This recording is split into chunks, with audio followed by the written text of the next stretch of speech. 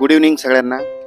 आज भूमी फाउंडेशन महाराष्ट्राच्या सामाजिक संस्थेचे निवासी प्रकल्प वाघोली पुणे येथे विविध स्वरूपाचं वेगवेगळ्या प्रकारच्या ऍक्टिव्हिटी केल्या जातात। दर संडेला वेगवेगळा रेसिपी असते।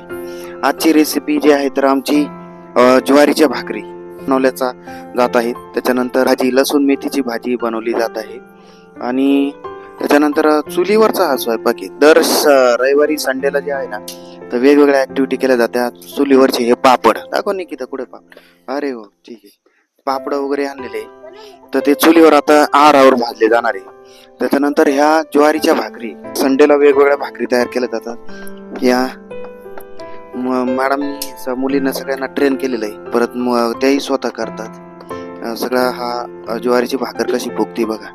आता ही ज्वारीची भाकर थापायचं काम चालू आहे। त्यामुळे वेगवेगळ्या प्रकारचं रेसिपी ही केली जाते आणि ह्या रेसिपीच्या माध्यमातून सगळ्यांना एक वेगळा आनंद मिळतो। एक काहीतरी गावाकडचं खाल्ल्यासारखं वाटतं। चुलीवरचं बनवण्यात एक वेगळाच आनंद आहे। आणि मेथीची भाजी पण आमची झालेली आहे इकडं, हे काय ओके ओके, अरे वा, मेथीची भाजी तर खूप छानपणे उकळलेली आहे, खूप सुंदर, व्हेरी गुड। इकडं काय मसाला भात आहे, मेथीची भाजी, त्याच्यानंतर इकडं ज्वारीच्या भाकरी, पापड आता चुलीवर भाजलं जातील।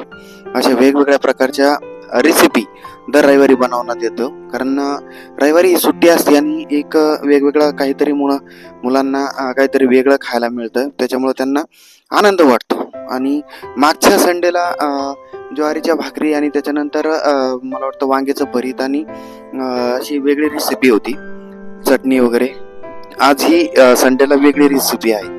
आजच्या संडेला लसूण मेथी, त्याच्यानंतर त्याच्यामध्ये शेंगदाणे, त्याच्यानंतर झिरकं वगैरे हे टाकून खूप छान प्रकारे त्या तरी व्यवस्थित मस्त अशी उकळली गेलेली आहे, खूप छान प्रकारे भाजी झालेली आहे।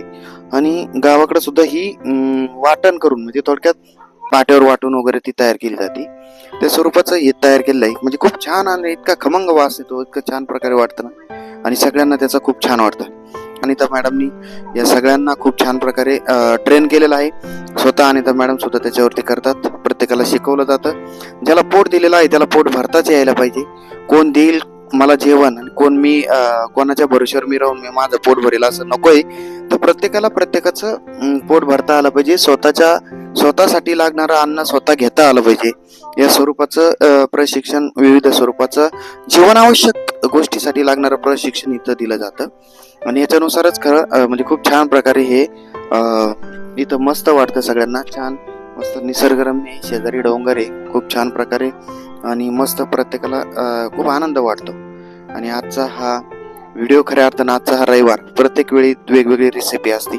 आजची रेसिपी सुद्धा खूप छान प्रकारे झालेली आहे। तर असेच वेगवेगळे आमच्या रेसिपी बघण्यासाठी सहकार्य करा, लाईक करा, सबस्क्राईब करा। थँक्यू।